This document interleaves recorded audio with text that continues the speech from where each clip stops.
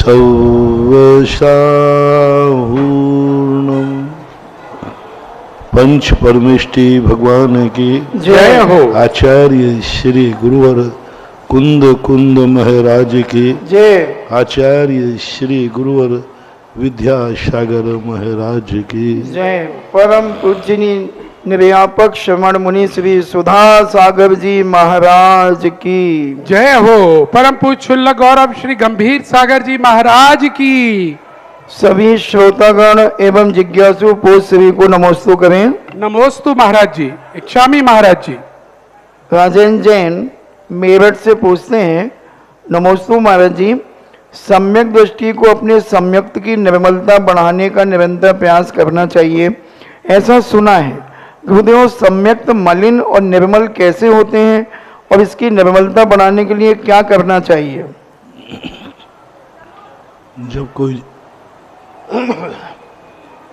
कोई जीव भय और लोभ में आकर के सच्चे देव शास्त्र गुरु को छोड़कर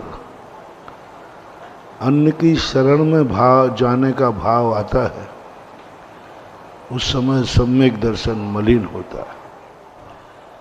जब व्यक्ति अहंकार में आकर के दूसरों की सत्ता को नकार देता है, तब सम्यक दर्शन मलिन होता है।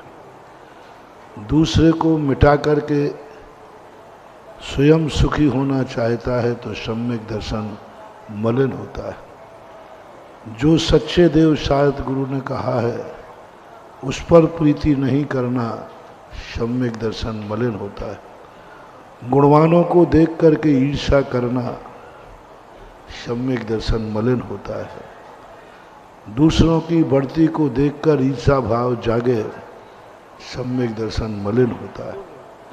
असंख्यात लोक प्रमाण भाव हैं जो सम्यक दर्शन को मलिन करते हैं, असंख्यात लोक प्रमाण भाव हैं जो सम्यक दर्शन को निर्मल करते हैं। राजीव जैन अमर पाटन से पूछते हैं, नमोस्तु महाराज जी, 4 प्रकार के भव्य जीव होते हैं, आसन्न भव्य, प्रत्यासन्न भव्य, निकट भव्य और दूरानी दूर भव्य।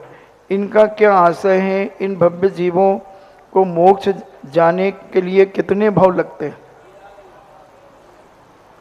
दूरान दूर भव्य तो वो है जो भव्य तो है लेकिन मोक्ष कभी जाएगा नहीं, वो त्रस पर्याय में भी निकल के नहीं आएगा। और निकट भव्य वो है जिसने छायक सम्यक दर्शन आदि प्राप्त कर लिया है, वो निकट भव्य की कोटि में आता है। आसन्न भव्य भी वही निकट भव्य का संस्कृत में आसन्न भव्य बोलते हैं। श्रीमती विचा जैन इंदौर से पूछती हैं, नमोस्तु महाराज जी, मंदिर जी में भगवान के समक्ष बाहर से आए हुए अतिथियों का सम्मान माला पहनाकर करना उचित है अथवा नहीं? कोई बाधा नहीं, एक साधर्मी सम्मान कहलाता है। एक हम उल्लसित हैं कि आपने हमारे भगवान का मान रखा, आपने हमारे भगवान का अभिषेक की बोली ली, आप हमारे, तो उसमें कोई बाधा नहीं है। सम्मान नहीं है, ये श्रृंगार है, एक उसके गुणों की अनुमोदना है। हाँ, वो सामने वाला चाहे तो बात अलग है, सामने वाला न चाहे और यदि समाज करती है, कमेटी करती है, तो ऐसी कोई बाधा नहीं, एक व्यवहारिक परंपरा है, चलते रहना चाहिए। अभय अजमेरा पूछते हैं, नमोस्तु महाराज जी, आपने कहा था कि 1000 साल पहले दिगंबर जैन धर्म में कोई जाति गोत्रवादी नहीं होते थे। इस आधार पर जिनके देवशास्त्र गुरु समान हो वह दिगंबर समाज के लोग आपस में अपने बच्चों का संबंध कर सकते थे या नहीं? अगर करते थे तो ऐसा समाधान, जिज्ञासा का समाधान करने की कृपा करें। गोत्र अलग होता है जो कुंडली के अनुसार होता है। गोत्र में और जाति में अंतर है। ये जाति हमारे द्वारा बनाई गई हैं, ये अनेक जातियां मिलकर के बनी हैं। ये कोई जरूरी नहीं कि आप जैन ही हो। अनेक जातियां मिलकर के एक जाति का रूप दिया गया। वो जो कुंडली का मिलान है उसमें ये जातियां नहीं लिखी हैं। इन जातियों की मैचिंग नहीं की जाती कुंडलियों में। कोई भी कुंडली में जाति नहीं लिखी जाती, कोई भी पंचांग में जाति नहीं लिखी। ये खंडेलवाल परिवार जायसवाल अपनी ही जाति में शादी करें, ऐसा न किसी आगम में है न किसी शास्त्र में है। गोत्र लिखा रहता था। जो ज्योतिष के अनुसार गोत्र है उसमें समान गोत्र में नहीं करना। पाटनी पाटनी से मतलब नहीं, ये तो तुम्हारे पाटन गांव से आए तो पाटनी हो गए। मूल था गोत्र। जो कुंडली के अंदर लिखा लेता है फलाने गोत्र, उस गोत्र के समकक्ष नहीं होना चाहिए, क्योंकि वो गोत्र समकक्ष होने से ठीक नहीं माना गया। भोग भूमि का कोई उदाहरण देते हैं, उस समय की व्यवस्था वैसी ही है।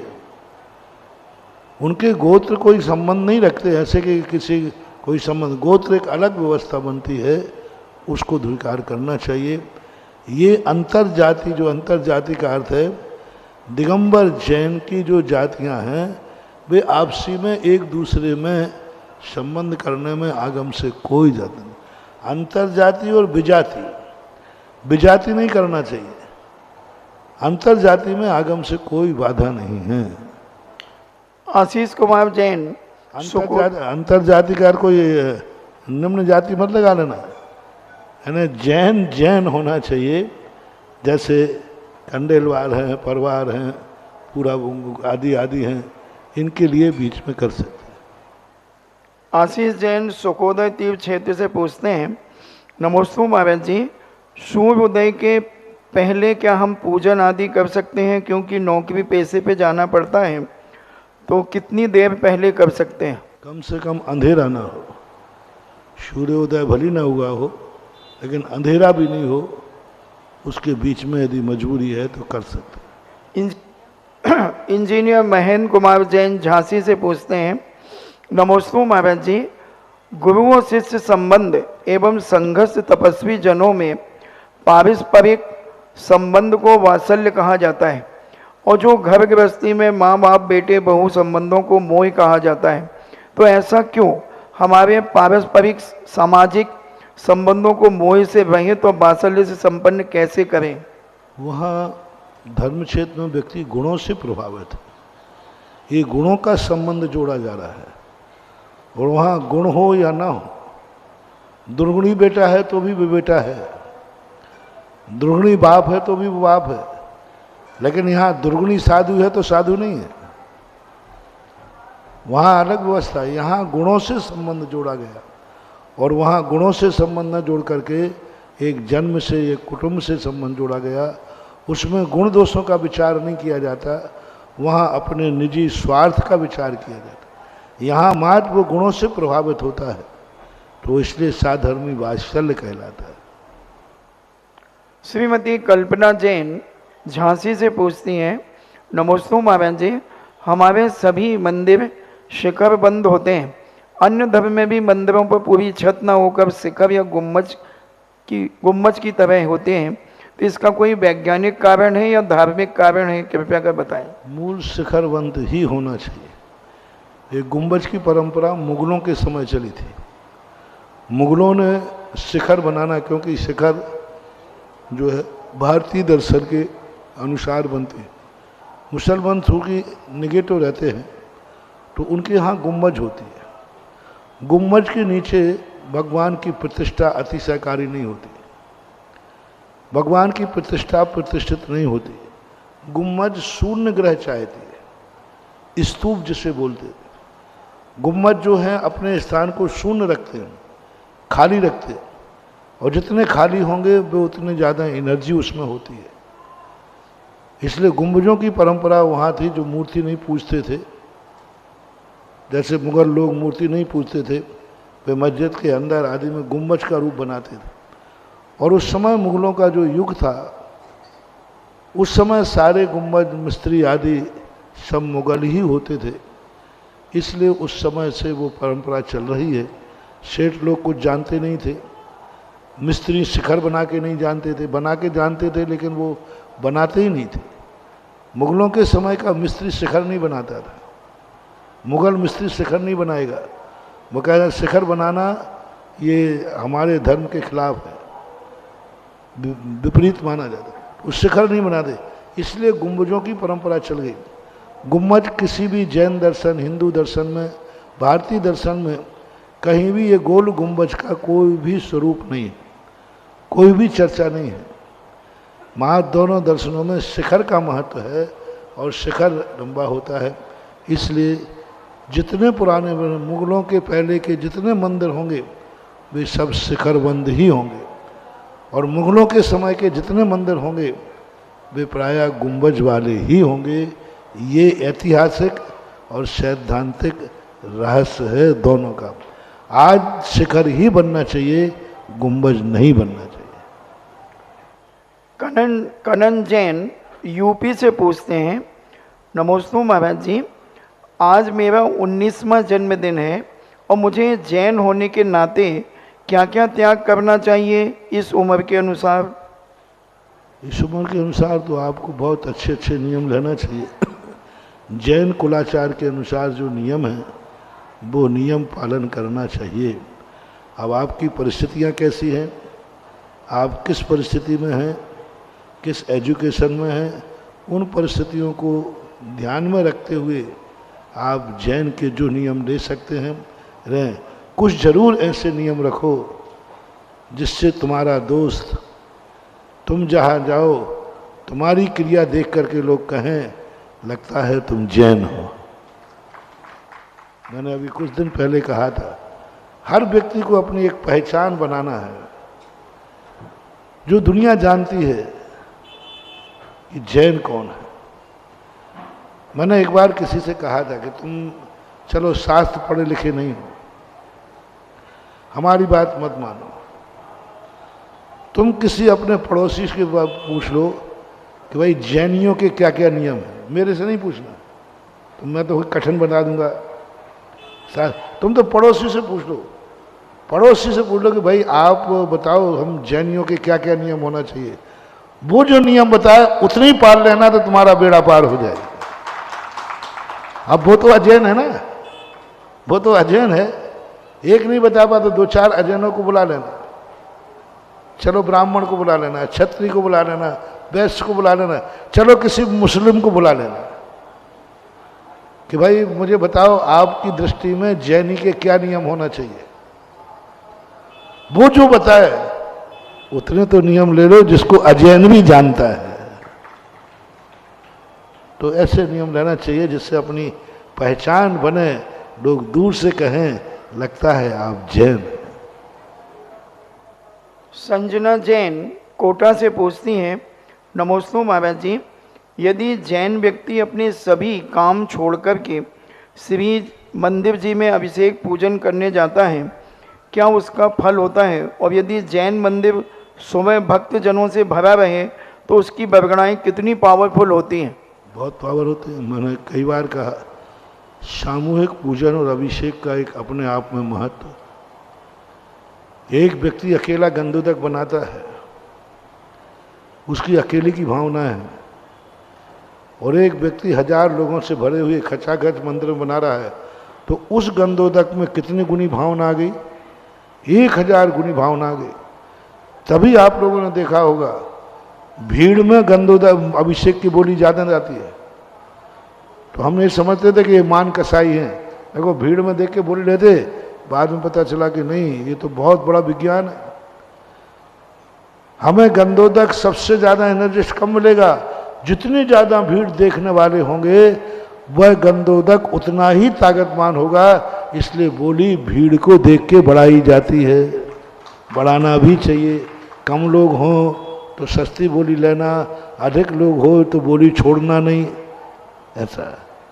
हाँ, अधिक लोग हों, मेला देख करके नाचो, वार्षिक मेला है, पूरा नगर आएगा, पूरा कॉलोनी आएगी, उस दिन बोली छोड़ना नहीं, क्योंकि आज साल भर का सगुन हुआ है, आज तो बोली लेना ही है। वही भगवान की कला है तो हाँ ठीक है, कोई नहीं हो तो हमारी 1100 रुपया लिख लो, ऐसा हो।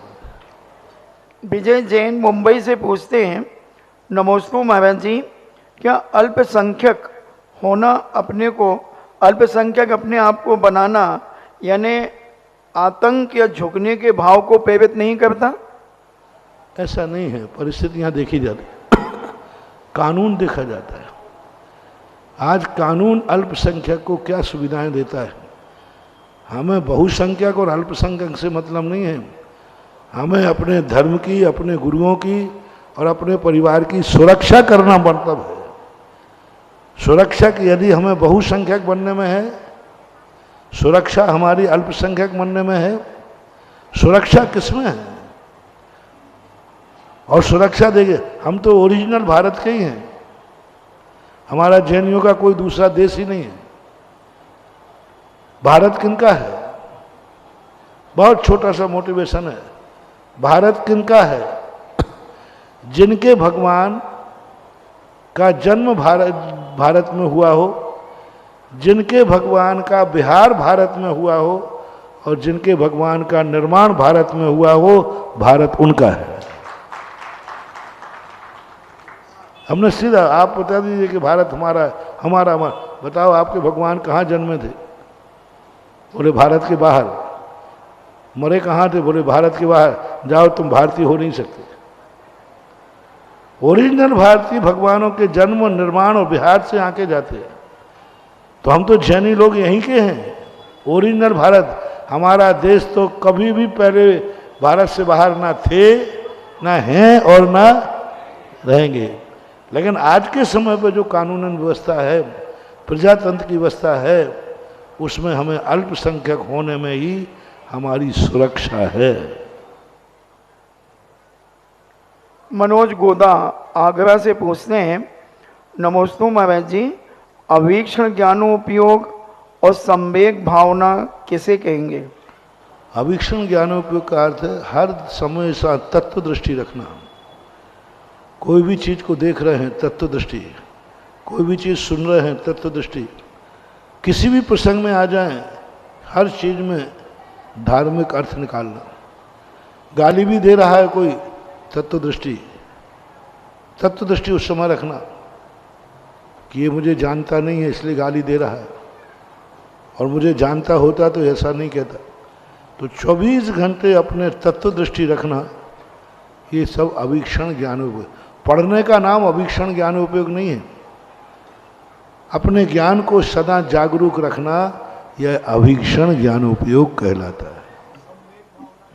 संवेग भावना का अर्थ है कुछ कार्य ऐसे हैं जो छोड़ नहीं सकते, करना पड़ेगा, लेकिन संवेगित बने रहना। करना है, करना पड़ेगा, करना नहीं चाहता पर उसमें संवेगित, उदासीन बने रहने का।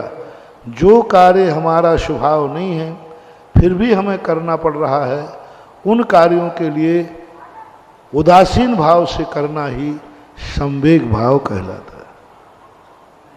चलिएगा, जिज्ञासा समाधान के लाइव सेशन में आप सभी का स्वागत है।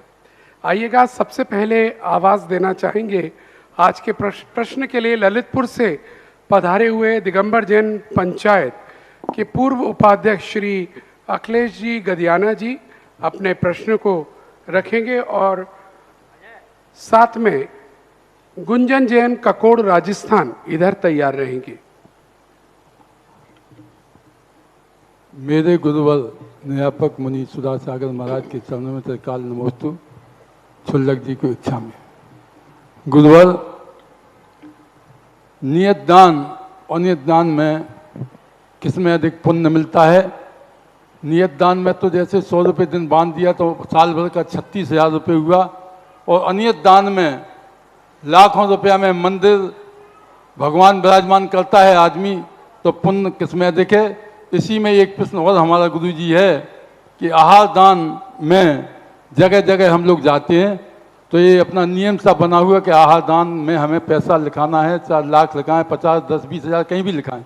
लेकिन आज के प्रवचन के माध्यम से जो आपने बताया कि आहार दान में, तो हमारा ये है कि जिन क्षेत्रों पे आहार दान की व्यवस्था नहीं है उन क्षेत्रों पर साधु भी जाते हैं कि जैसा भी आपने बताया कमेटियों ने अपनी व्यवस्था कर रखी है, तो उसमें यदि हम लोग श्रावक आहादान का माध्यम से पैसा देते हैं तो उसमें हमारा पुण्य संचय होगा कि नहीं?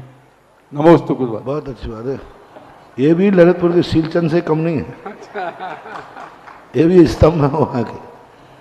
और सबसे ज़्यादा आगरा में आने के पहले 2 महीने से आगरा से ज़्यादा चिंतित ये थे। शिवरार्थी हैं पूरे 300 शिवरार्थी, हाँ 29 शिवराटन की है और प्रतिमाधारी है। शिविर से इन्होंने अब 12 व्रत प्रतिमाएं ले दी। एक ही थे महाराज जी, कुछ करो, कोई जाप करो, बंद करो, यहाँ कुछ होना चाहिए। और जब लोकोदय की घोषणा हुई तब सबसे आगरा से ज़्यादा खुशी इनको हुई। और अभी भी कह रहे हैं कि लोकोदय में कोई भी कार्यक्रम हो सबको सूचना देना, नहीं तो आप चुपचाप करके चले जाओ। नियत दान और अनियत दान ऐसा होता है। अनियत दान वो मिठाई है जो सबसे अच्छी है। मिठाई, 56 भोग, बहुत सब प्रकार के व्यंजन। और नियत दान रोटी के समान है। जो सब प्रकार की मिठाइयों के व्यंजन है वो आप कितने दिन खा पाओगे? 2 दिन, 4 दिन। और रोटी हमेशा। पर नियत दान रोटी के समान है और अनियत दान जो लाखों करोड़ों है वो पकवान के समान है। अनियत दान लाखों करोड़ों पकवान। बाजार में पकवान महंगा है कि रोटी महंगी है? पकवान महंगा है, तो वो पकवान है और ये रोटी है। अब पकवान हमेशा नहीं खाया जाता, लेकिन रोटी तो जिंदगी होती है, उसके बिना चल नहीं सकता। इसलिए आज जो मैंने नियत दान की बात कही बहुत मार्मिक चीज़ है, कभी इस पर प्रसंग करूँगा। अनियत दान का निषेध नहीं है। अनियत दान भी यदि जिंदगी में कभी जिस सावक को त्योहार के दिन भी पकवान खाना नहीं मिले तो वो कर्म ठोकता। क्या क्या होली दिवाली के दिन भी पकवान नहीं मिल पा रहा है, तो वो भी चाहिए।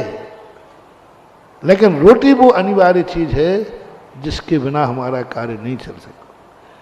रही बात आपके जो क्षेत्रों पर आदि में है, वहाँ आप खुद अपनी तरफ से कीजिए, चंदा नहीं दीजिए, रसीदों में मत लिखिए, आहार दान रसीदों में मत लीजिए, इतिहास बनता है। आप वहाँ दूसरे ढंग से कीजिए। एक दिन के साधुओं को यहाँ आते हैं तो उनके आहार की व्यवस्था में जो खर्च हो वो मेरी तरफ से है। उसकी व्यवस्था नाम बदलिए, नाम में ही तो अंतर है, भोजन और आहार। तो वहाँ पर व्यवस्था कीजिए। आपको भाई ठीक है, पहली बात तो ऐसी व्यवस्था बनाओ ना कि सदा तीर्थ क्षेत्रों के अंदर, जैसे हमने अभिषेक की बनाई, जो आसपास के तीर्थ क्षेत्र हैं, जो कमेटियाँ होती हैं, इन कमेटियों को नियम बनाना चाहिए। जब भी कोई साधु आएगा, फलाना श्रावक एक एक दिन चौका लगाएगा। नियम बनना चाहिए, कमेटी के प्रस्ताव में होना चाहिए कि जो कमेटी में आएगा, जब भी साधु आएगा तो उसको चौका लगाना अनिवार्य होगा। ये व्यवस्था है आपकी। मान लीजिए तुमने चौका नहीं लगाया तो एक दिन की भोजन की व्यवस्था आप अपनी तरफ से दो। भोजन हमारी तरफ से रहेगा, एक दिन का चौका हमारी तरफ से रहेगा। मैं नहीं आ पाऊंगा तो कारित हो जाएगा। हालांकि आगम में कारित का विधान नहीं है। आहार चर्या दूसरे से नहीं करवा सकते हो, स्वयं हाथ से देना चाहिए। तो ये व्यवस्थाएं बनाना। आज ये 2-2, 4-4 रुपया चंदा चिट्ठा के करना, ये हमारे दिगंबरों की गरिमा नहीं है, अच्छा नहीं लगता है। दिगंबर मुनि के लिए, हार के लिए, चर्या की भोजन व्यवस्था के लिए चंदा इकट्ठा किया जा रहा था। चंदा क्या, सामने आकर कहना चाहिए कि क्षेत्र में जब भी साधु आए सारी व्यवस्थाएं मेरी तरफ से। पूरी नहीं दे पाओ तो 5 लोग खड़े हो जाओ, 12 महीने के 12 खड़े हो जाओ, और नहीं हो जाओ तो जितने दिन से 12 महीने के 12 लोग खड़े हो जाओ कि भाई कोई भी साधु आएगा, जनवरी महीना में आएगा तो हमारी तरफ से सारी व्यवस्था रहेगी। मान लो 1 महीना जाना पड़ रहा है, 15 दिन कर लो, 8 दिन कर लो। साधु जितने दिन रहेगा सारी व्यवस्थाओं का खर्चा, चलो हम एक एक दिन के 30 लोग बनते हैं, 30 महीने हो गए। ये व्यवस्था में आएगा, चंदा में नहीं आएगा। व्यवस्था में और चंदा में कितना अंतर है? ये व्यवस्था है वही ठीक है, हम हमेशा तो प्रतिदिन नहीं जा सकते। ऐसा करो, महाराज आए हैं, एक दिन तुम संभालो, एक दिन हम संभालते, 8 दिन तुम संभालो, 8 दिन हम संभालते हैं। ये सब व्यवस्थाएं कहलाती हैं, इसमें कोई दोष नहीं है। लेकिन चंदा इकट्ठा करना, चंदा चिट्ठा इकट्ठा करना अपने दिगंबरों की मर्यादा नहीं। दिगंबर की एक ही शान है जैनियों की, दुनिया को चंदा देते हैं, लेकिन जैनी कभी किसी से चंदा इकट्ठा नहीं करते। दुनिया को चंदा देते, हर संप्रदाय वाले आते हैं, चंदा जैनी देते हैं, लेकिन जैनी कभी किसी के दरवाजे चंदा लेने, वो आपसी में बैठ करके ही अपनी व्यवस्था बना लेते हैं। ये नमस्ते नमस्ते। बहुत ही सुंदर प्रसंग यहाँ आहार दान का आया। हालांकि आज प्रवचन भी उसी पर आधारित था सुबह का, और संभवतः उसका सेकंड पार्ट कल सुनने को हमें मिल जाए अगर हमारा सौभाग्य। बहुत सुंदर प्रसंग चल रहा है। लेकिन आज जो पूज्य श्री ने अभी कहा कि हम मिलकर व्यवस्था करें, लेकिन एक एक 2-2 रुपए का चंदा नहीं करें, मुझे ध्यान पड़ता है देव पूजा के लिए चमलेश्वर पार्श्वनाथ पर पूज्य श्री ने भी बताया, वहां के लोग बता रहे थे वहां कोई व्यवस्था नहीं थी जब पूज्य श्री पहुंचे। लेकिन आज व्यवस्था यह है कि आसपास के 150 किलोमीटर के गांव वालों ने अपनी ड्यूटी लगा रखी है, गाड़ी चलती है, मंगलवार मेरा, बुधवार इसका, शनिवार उसका, और गाड़ी में सब मिलकर आते हैं और भगवान का बड़े आनंद के साथ अभिषेक करते हैं। वो बताते हैं हमको कि इतना आनंद आता है जब से महाराज जी ने हमें मार्ग बताया है। और आज जब महाराज जी ने बताया, मैं भी सोच रहा था, शौरीपुर बटेश्वर हमारे पास है और वहां भी यही समस्या आती है, तो क्यों ना आगरा, फिरोजाबाद, बहा, मैनपुरी, एटा, हम परिवार लोग उसको इस तरह से भी गोद ले कि साधु आएगा तो 5 दिन का चौका हमारे यहाँ से, अरे हम दुनिया भर की तीर्थ यात्राएं करते हैं, कराते हैं, साधु अगर आएगा तो हम चौका लेकर पहुंचेंगे। ये व्यवस्थाएं इतने, जो दिगंबर जैन नई वाली महासमिति बनी है, श्रमण संस्कृति, वो इसमें आगे आ जाए तो उद्धार हो जाएगा हर क्षेत्र का। चलिएगा। और अब कितनी बड़ी प्रभावना होगी, देखो तो सही। आप 5 दिन का ले लिया तो 5 दिन तक कितनी बड़ी प्रभावना होगी। ओहो, श्रावक स्वयं महाराज को आहार देने आया है, नौकरों से नहीं।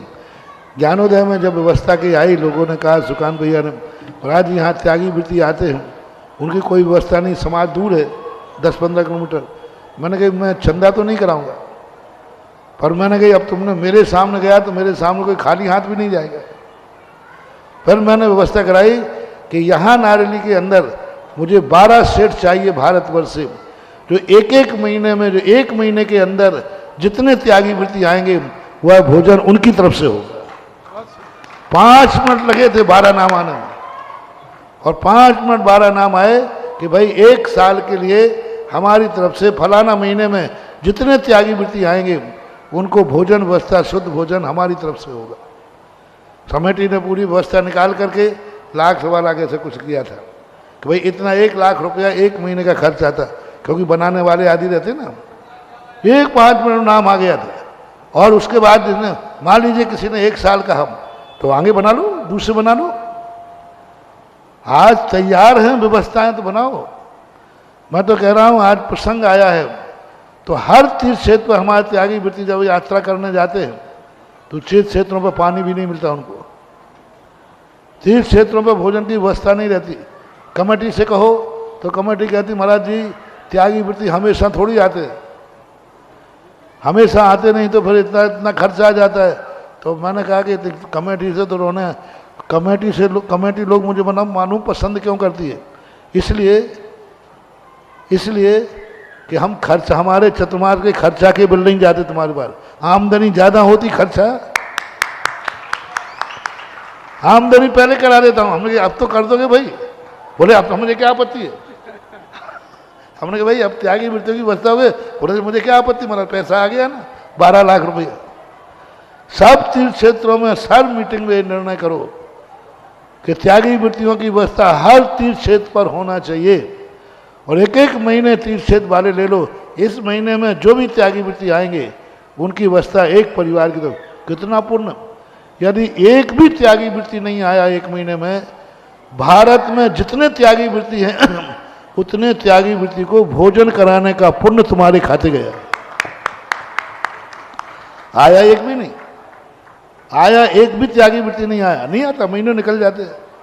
लेकिन तुमने भावना कर ली नहीं, इस महीने में जो त्यागी वृत्ति आएंगे तो भारत के कोई भी त्यागी वृत्ति आ सकते हैं। उन सारे त्यागी वृत्तियों का पुण्य लगेगा आपको, भले तुम्हारा 1 रुपया भी नहीं लगा। लेकिन अब बनाने वाले थोड़े बहुत रहते हैं।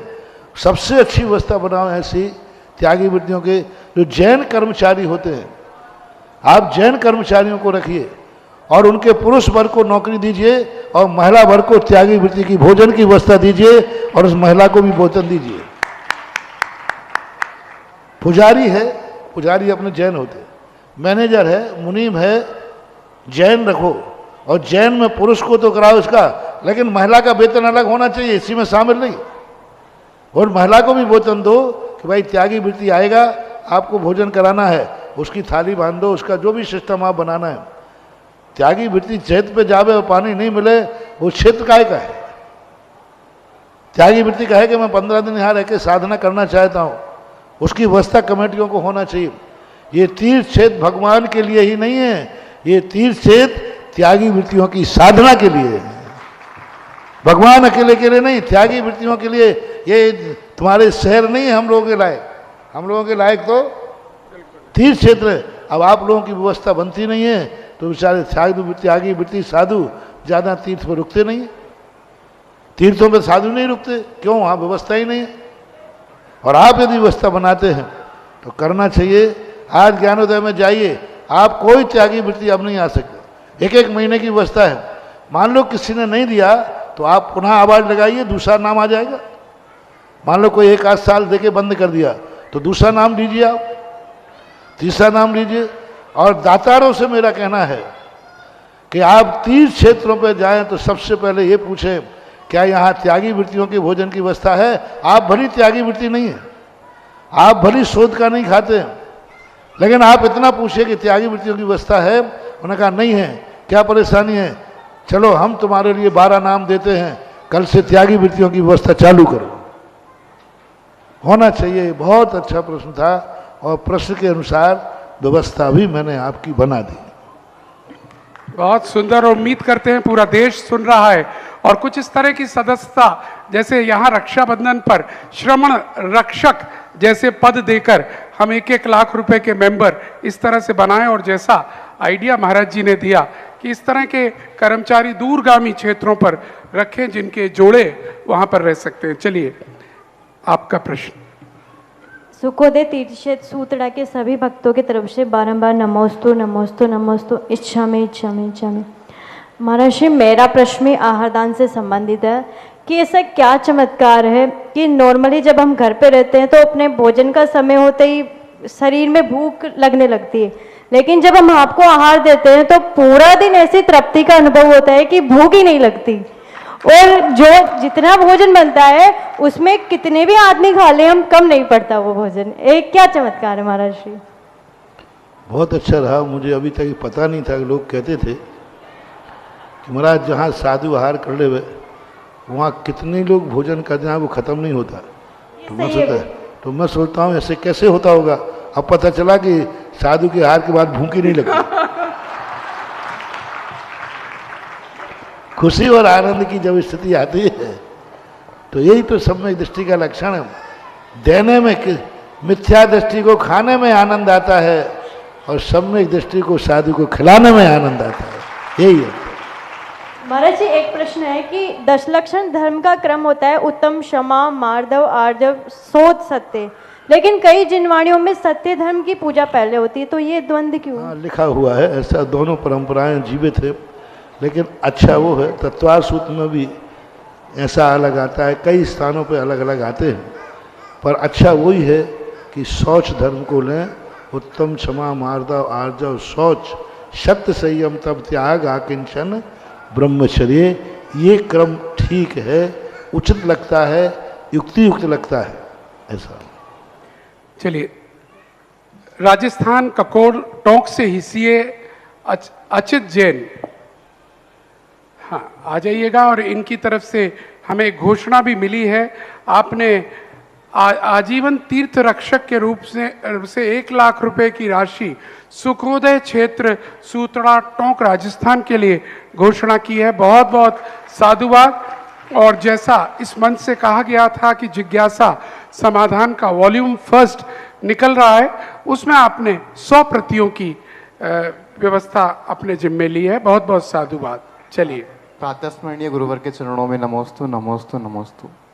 महाराष्ट्री शास्त्रों में देखने में सुनने में आया है कि आहार देखने मात्र से ही 4 जीवों का कल्याण हो गया। जो तिर्यंश गति के जीव थे वो आहार देखने मात्र से ही उनका कल्याण हो जाता है।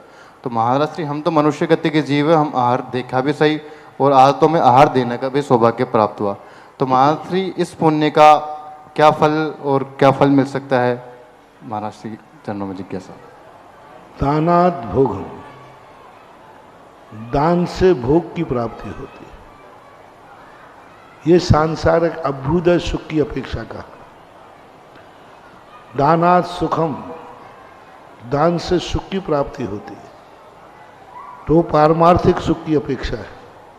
यदि मिथ्या दृष्टि है, संसार भाव से उसने दान दिया है, तो वह नियम से भोग भूमि जाएगा।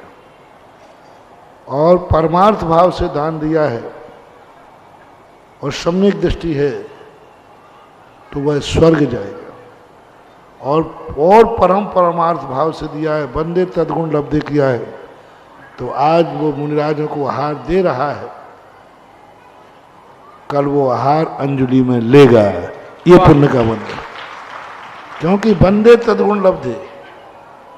जैन दर्शन की क्रियाओं के 3 रूप हैं, सम्यक दृष्टि, मिथ्या दृष्टि और सम्यक दृष्टि में भी 2 रूप। मिथ्या दृष्टि को भी कुछ ना कुछ मिलेगा, ऐसी बात नहीं। धर्म की क्रिया करने में कुछ ना मिले ऐसा हो ही नहीं सकता, उसको भी मिलता है। लेकिन सम्यक दृष्टि यदि परमार्थ की दृष्टि पूर्णता नहीं रख पाया, तो सम्यक दृष्टि मरकर से स्वर्ग की भोग संपदा को पाएगा। और जो वृत्ति आदि जब देता है, वृत्ति आदि जब आहार दान देते हैं, उस समय उनके चारित्र मोहिनी कर्म का क्षयोपशम होता है। और वो क्षयोपशम एक दिन इतना बढ़ जाता है कि आज वो आहार दे रहे हैं, कल वो आहार लेने के योग्य शक्ति अर्जित करते हैं। वृत्ति को आहार देते समय यदि बंदे तद्गुण वाला सूत्र उसके मन में है, तो एक दिन वो इतनी शक्ति पालेगा कि स्वयं पात्र बन जाएगा।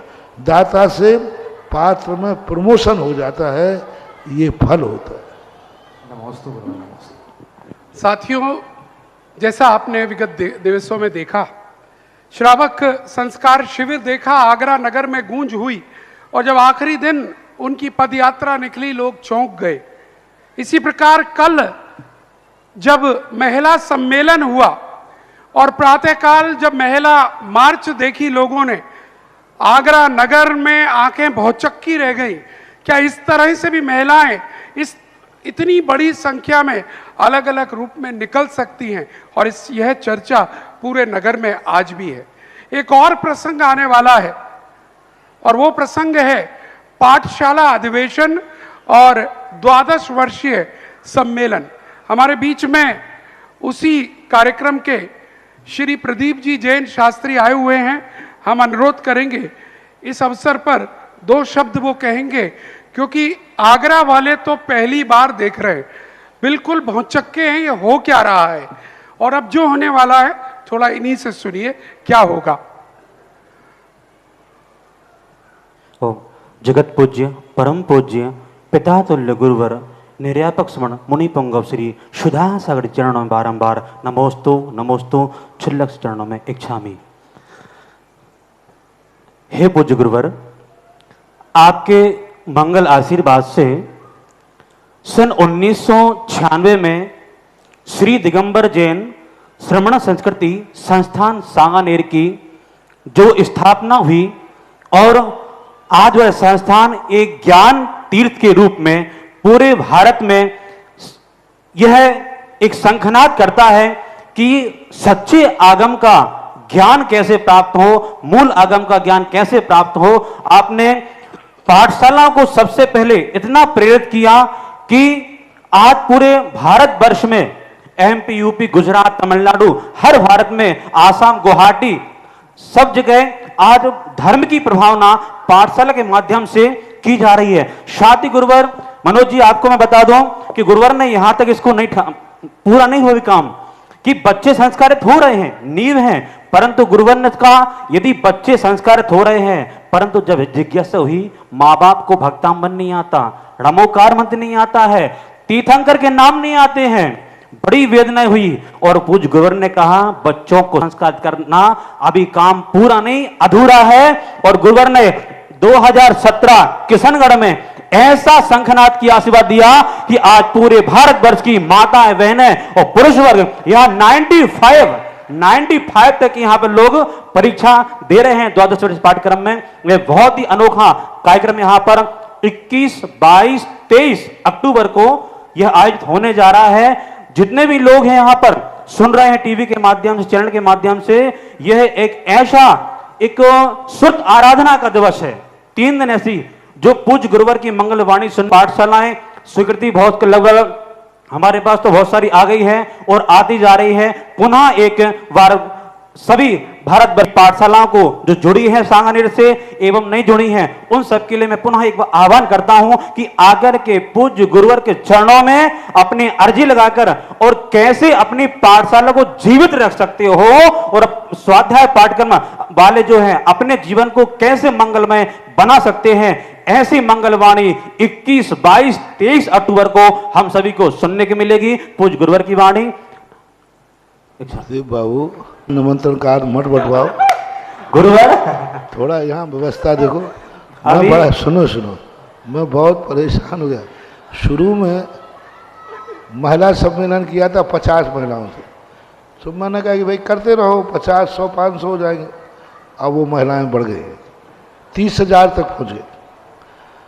पाठशालाओं के उन्होंने पहली बार जब किया तो 200-250 बच्चे आए, तो हम कि आ जाएंगे, कोई बात नहीं, ये तो इतने दर्शन करने लोग को आते। अब आज यहाँ सुना है कि 4,000 तो बुकिंग हो गई, 5,000 की संभावना है। जी महाराज। तो जब संख्या ज्यादा बढ़ जाती, कहीं परिवार नियोजन लागू नहीं करना पड़े। हाँ, अब इतना होता है।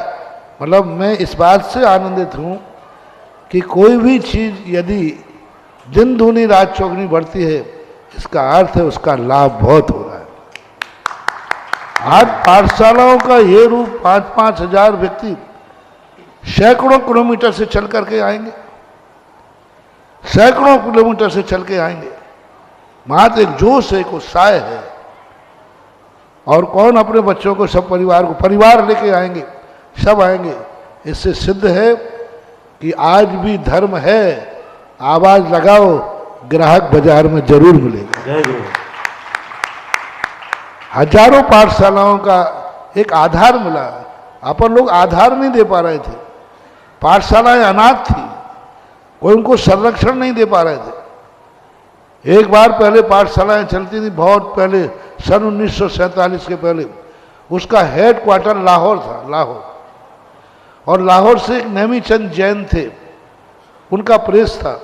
वहाँ से पहला, दूसरा, तीसरा, चौथा, 5वां और 6वां 6 ढाला छपता था और लाहौर से हैंड होता था। वहाँ के छपे हुए हमें जो भाग जो है, राजस्थान में एक सलूम्बर गांव है, वहाँ पर, वहाँ की लाइब्रेरी में, वहाँ के पुस्तकालय में लाहौर का छपा हुआ 3रा भाग मिला था, तो लाहौर से छपा था।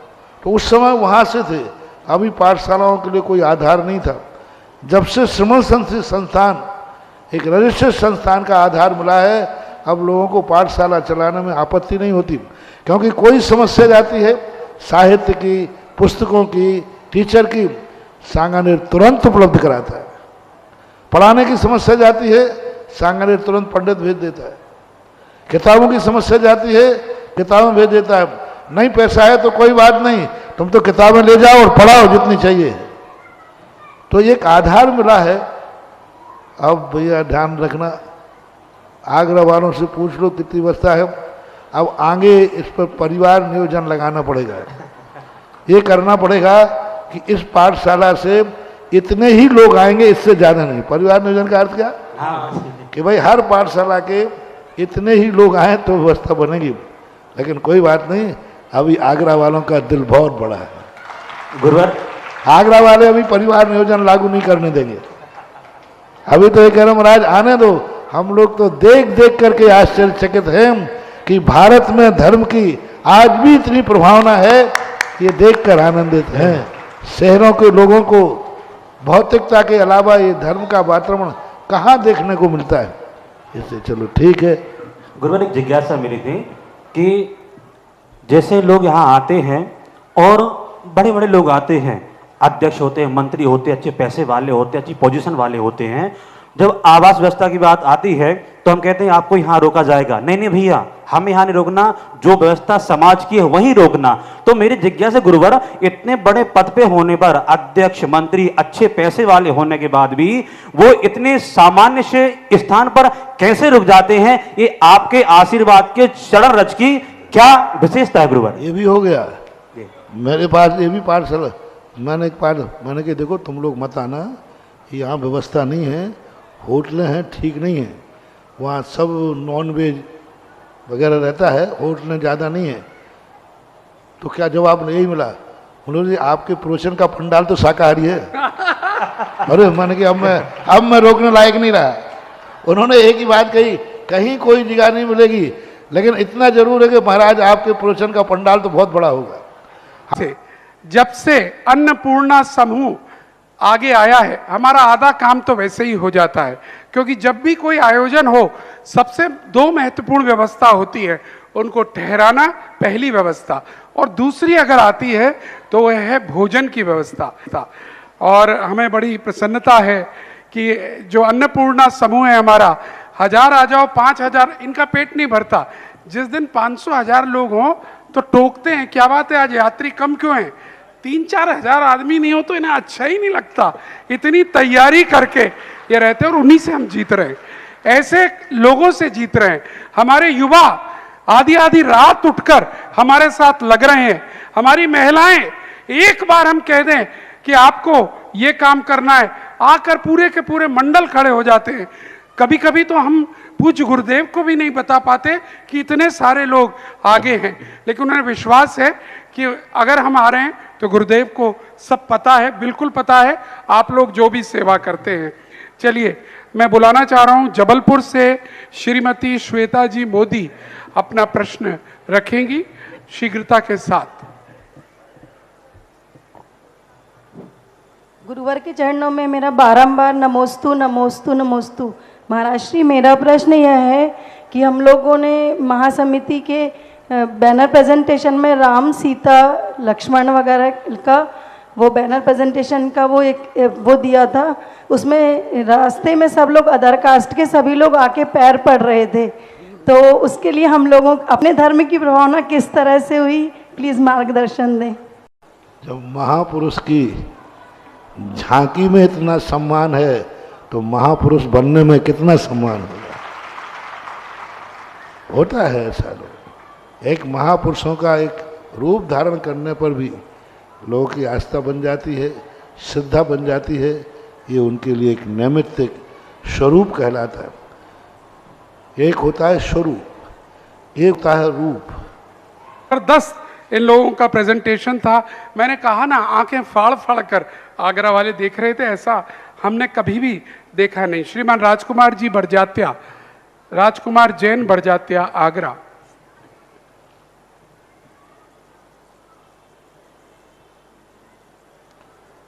उसमें एक ही बात विचारनी जरूर थी, मैं पहले बताता तो आज जैन को सबको बता देता कि हनुमान जी बंदर नहीं थे, हनुमान जी बहुत सुंदर थे। और हनुमान जी का जो स्वरूप जैन आगम में किया, इसकी एक नकल हुई है वैष्णव में भी ये रूप माना। विराटनगर में एक महाराज थे, मैं वहाँ गया था, आचार्य धीरेन्द्र, हाँ उनके पिताजी थे। उन्होंने जब मुझे ऊपर गया तो उन्होंने कहा महाराज जी मेरा बहुत विरोध हुआ, और बोले मेरी धारणा है कि हनुमान जी का स्वरूप वैसा ही है जैसा जैनागम में वर्णित है, और जैनागम में मानव रूप में है, और मानव रूप में उनका बहुत सुंदर स्वरूप का वर्णन किया है। वैष्णव दर्शन में वानर रूप मानते हैं, जैन दर्शन में हनुमान जी को एक मानव रूप मानते हैं और मानव में बहुत सुंदर रूप मानते हैं, ऐसा रूप बना है। लेकिन कोई बात नहीं, चलता है। पूज्य मुनि, हाँ पूछिए। पूज्य मुनि श्री जी के चरणों में मेरे और मेरे परिवार की ओर से नमोस्तु नमोस्तु नमोस्तु। पूज्य छुल्लक जी महाराज के चरणों में इच्छामी इच्छामी इच्छामी। महाराज जी, मेरी एक जिज्ञासा है कि जब हम वस्त्र पहनकर पूजा पढ़ते हैं तो उसमें जो द्रव्य लिखे होते हैं, अष्टमंगल द्रव्य, जैसे श्री पार्श्वनाथ जनेन्द्राय नमः, जम जंतु विनाशना जल प्रभांते स्वाहा, तो इसका उच्चारण करना चाहिए कि नहीं करना चाहिए?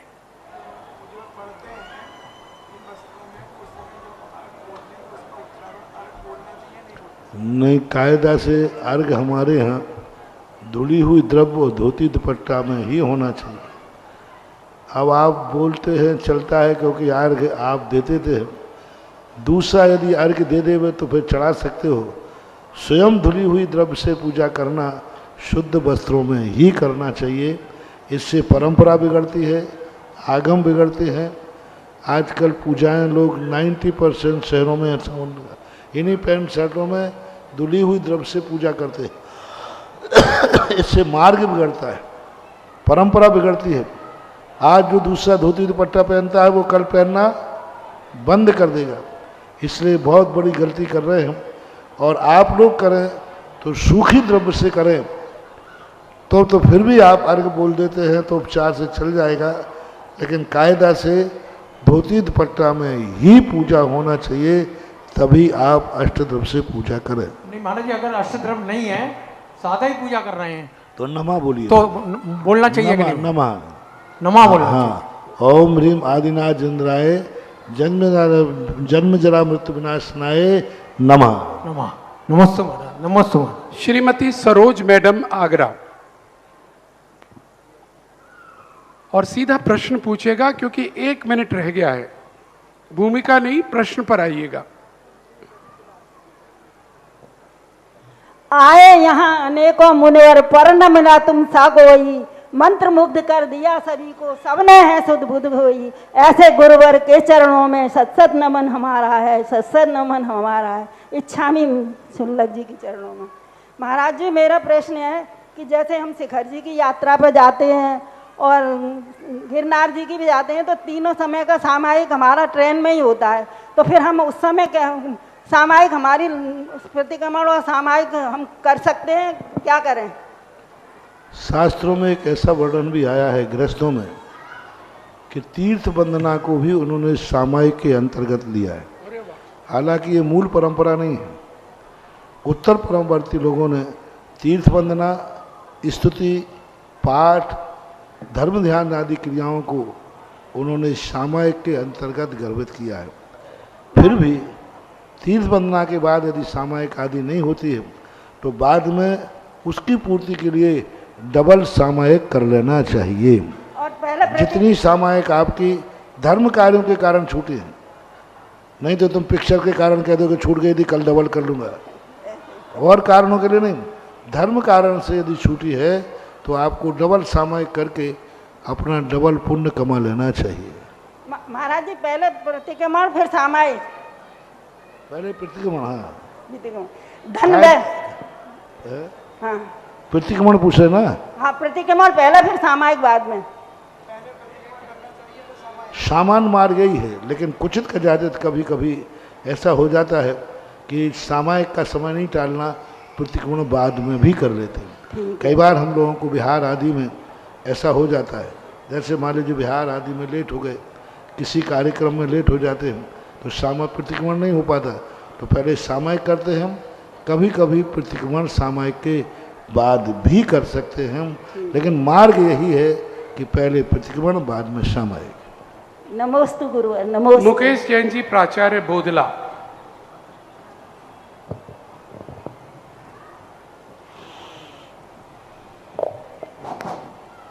जगत पूज्य निर्याप मुनि श्री सुधा सागर जी महाराज के चरणों में त्रिवार नमोस्तु, छुल्लक जी के चरणों में इच्छामी।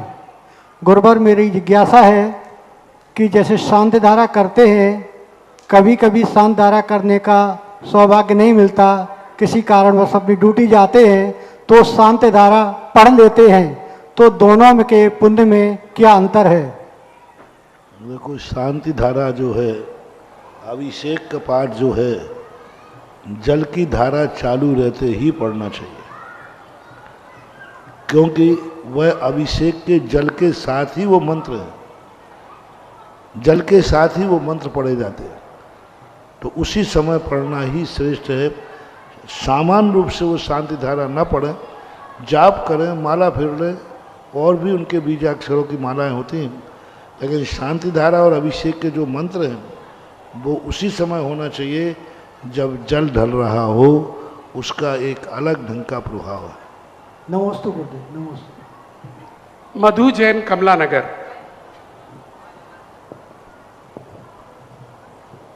नमस्ते गुरुदेव। इच्छा ही महाराज जी। महाराज जी, सहारनपुर से प्रभात जैन आपके चरणों में नमोस्तु निवेदित करते हैं और अपनी जिज्ञासा रखते हैं कि ओम जो लिखते हैं तो वो ऊ या आ किस तरह से शुद्ध है, और सूतक पातक ओम के में संबंध में बहुत सारी लिपियां, नाना प्रकार की आकृतियां ओम की मिली, और लोग इस भ्रम में पड़े हुए हैं। वस्तुतः ओम जो संस्कृत के सिद्ध है, आ में ओ की मात्रा और बिंदी, ओकारम बिंदु संयुक्तम। देखो किसको बन गया, जो ऊ अपन लिखते हैं ये ऊ बनते ही नहीं, ओम बनते ही नहीं है, ये तो उम बनता है, ऊम बनता है, ओम नहीं बनता है। जैसे आपने ऊ लिखा, छोटा ऊ लगा तो ऊ बना, और बड़े ऊ लगा करके बिंदी लगा तो ऊम बनेगा, वो उच्चारण ही नहीं हो रहा है इसका। वास्तविक रूप से जो संस्कृत में सभी दर्शनकारों ने ओकारम बिंदु संयुक्तम, ये शब्द जो है ये ओम वास्तविक वही है जो प्रचलन से बाहर हो गया। एक किसी की राइटिंग ऐसी हुई होगी, किसी ने राइटिंग में रिट्टा में लिख दिया होगा, किसी बड़े महाराज ने लिखा होगा ऐसा रिट्टा।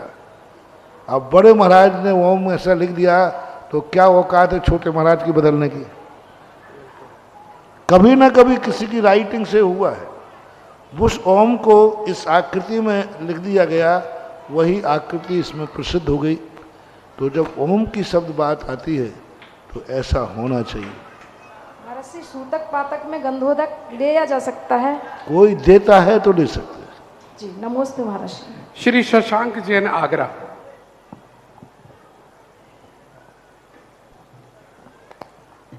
मेरे गुरुदेव के चरणों में नमोस्तु नमोस्तु नमोस्तु। सुल्लभ जी के चरणों में इच्छामी इच्छामी।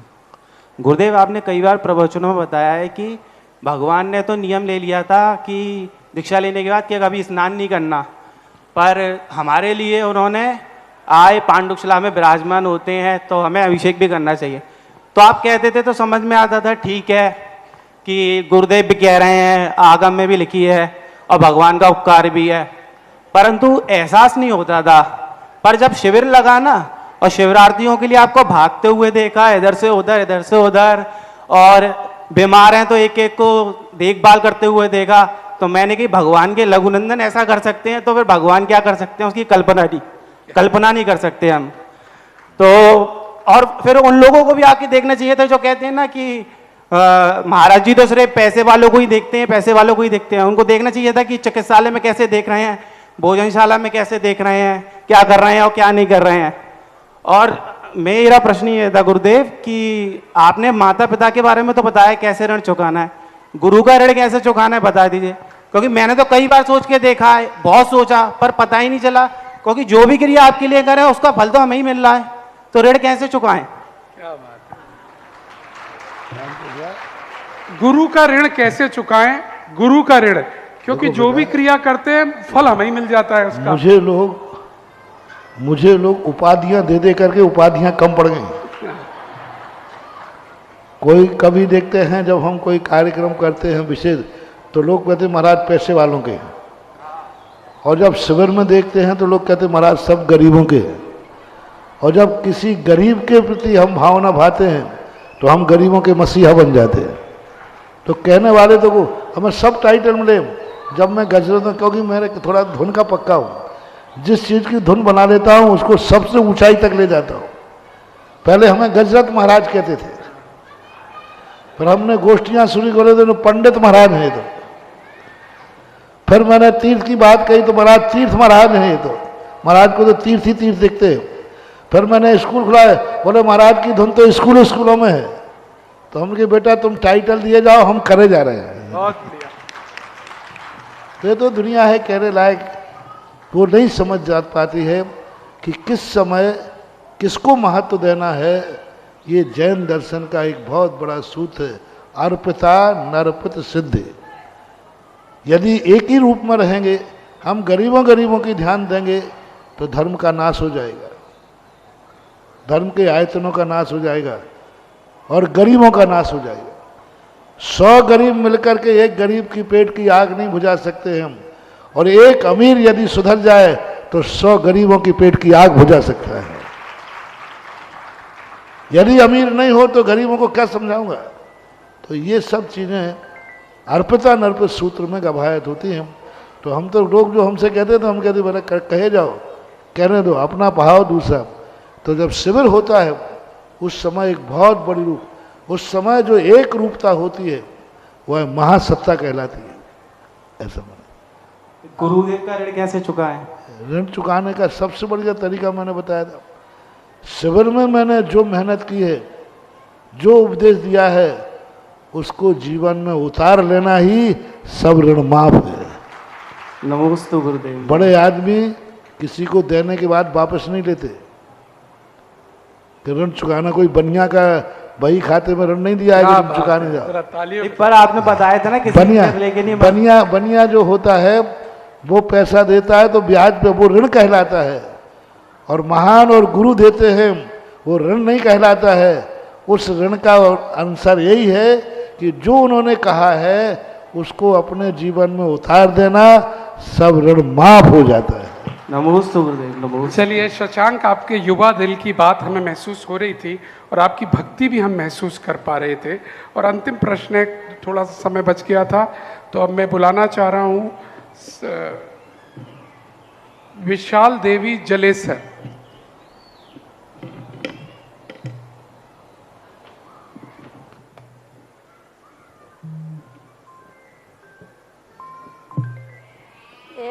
श्री मुनपंगम श्री सुधा सागर महाराज जी के चरणों में नमोस्तु नमोस्तु नमो। स्वामी सुल्ला जी के चरणों में इच्छामी इच्छामी इच्छा। हे महाराज जी, मेरा प्रश्न है, एक 3 साल का बच्चा है, वो अभिषेक करने के लिए जिद करता है कि मैं भी अभिषेक करूं, मैं भी अभिषेक करूं। एक महीने के लिए आलू का त्याग करता है और लोग भी नमकीन खरीद देगा, उसमें भी कहता है कि इसमें आलू तो नहीं है। अब वो बच्चा थोड़ा सा वैसा हो गया है उसको। तो महाराज जी बताइए, पंडित जी बोल कह रहे हैं कि इस पर काल सर्प दोष है, क्या काल सर्प दोष कुछ होता है? इसका समाधान कीजिए।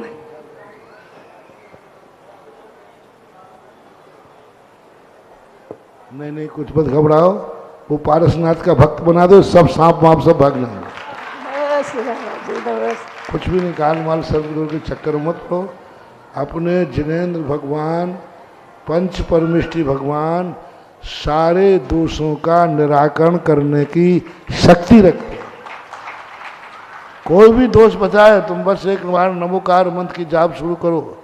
5 परमेष्टि को एक दिन हमने ज्योतिष के अनुसार महत्व बताया था कि 5 परमेष्टि में कैसे 9 ग्रह समाहित होते, 5 परमेष्टि में कैसे काल द्रव्य समाहित होता है, 5 परमेष्टि कैसे 7.5 की शनि को शांत करते हैं। शनि की साथी होती है ना, 7.5 शनि का अड़ैया होता है। इनका निवारण मतलब नमोकार मंत्र एक ऐसा मल्टीपर्पस मंत्र है जो हर स्थान पर लागू होता है। चलिएगा, जिज्ञासा समाधान का समय यहीं पर समाप्त होता है और अब आरती का समय। और कौन पुण्यार्जक हैं आज के प्रथम आरती के? 11,111 रुपये जो बढ़ावे सो पावे। शीघ्रता से अपने भाव अर्पण करें। 11,111 रुपये। 11,111 रुपये जो बढ़ावे सो पावे, हाथ खड़े कर दें जिनके भी भाव हो रहे हों। 11,111 रुपये किन्हीं के भाव हो रहे हो, शीघ्रता करिएगा। 11,111 रुपये। चलिए, एक परिवार, बांकलीवाल परिवार को ऊपर बुला रहा हूं। 11,111 रुपये। और कोई दूसरा परिवार आना चाहता है? दूसरा परिवार कोई आना चाहता है? 11,111 रुपये। शीघ्रता करिए, मौका है मंच पर आने का आपको। यहां पर बाकी सब नीचे से अपन आरती करेंगे। और अगर आपके भाव हो रहे हैं उधर जो बैठे हैं, 11,000, क्या बात है। राजेश जी, जैन ज्योति नगर, बहुत बढ़िया, आ जाइए, आ जाइए राजेश जी। और परिवार में जो भी और कोई आया हो, इष्ट मित्र ले आइए। तीसरा परिवार अगर किसी के भाव हो, तीसरा परिवार अगर किन्हीं के भाव हो तो हाथ खड़े कर दें शीघ्रता से, शीघ्रता से हाथ खड़े कर दें। तीसरा परिवार मात्र 11,111 रुपए में, मात्र 11,111 रुपए में। चलिए, बाकलीवाल परिवार को प्रथम आरती दीजिएगा। दूसरी आरती राजेश जी जो पश्चिमपुरी के निवासी हैं उनको दीजिएगा।